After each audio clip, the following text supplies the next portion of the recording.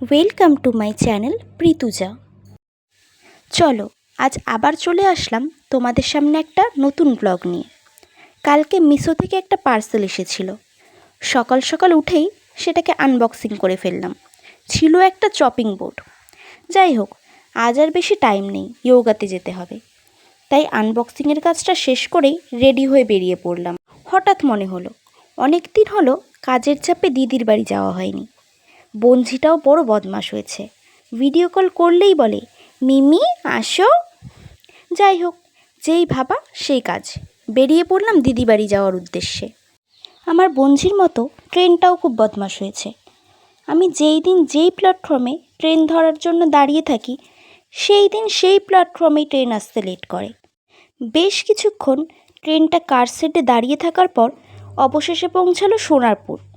কিন্তু তাতে কি, গন্তব্য স্টেশন তো আমার সেটা নয়। গন্তব্য স্টেশন ছিল সোনারপুর।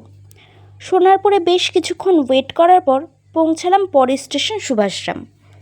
তারপর আর কি, একটু হেঁটেই উঠে পড়লাম ভ্যানে, নামলাম ভবানীপুর। এই কদিন বেশ ভালোই বৃষ্টি হয়েছিল, তাই মাঠগুলো জলে ভরে গেছে। তাই আমায় রাস্তা ঘুরেই যেতে হচ্ছে।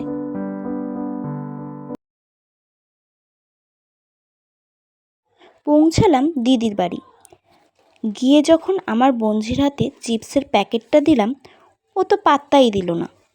ও তখন ঘর গোছাতে ব্যস্ত, জায়গার জিনিস জায়গাতে রেখে আসছিল।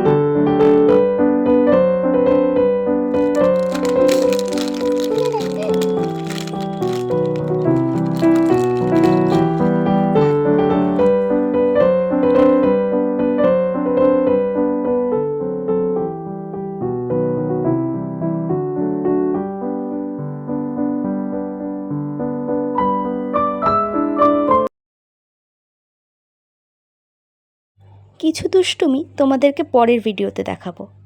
সেইগুলো দিলে অনেকটাই লং ভিডিও হয়ে যাবে।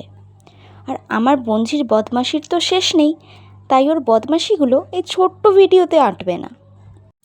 এই শিব ঠাকুরটাও মিশো থেকেই অর্ডার করা, তবে বেশ সুন্দর এসেছিল কিন্তু।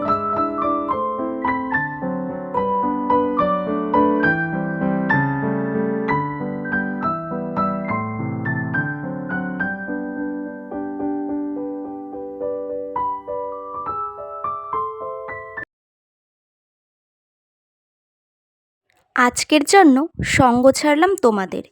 পরের ভিডিওতে আবার দেখা হচ্ছে।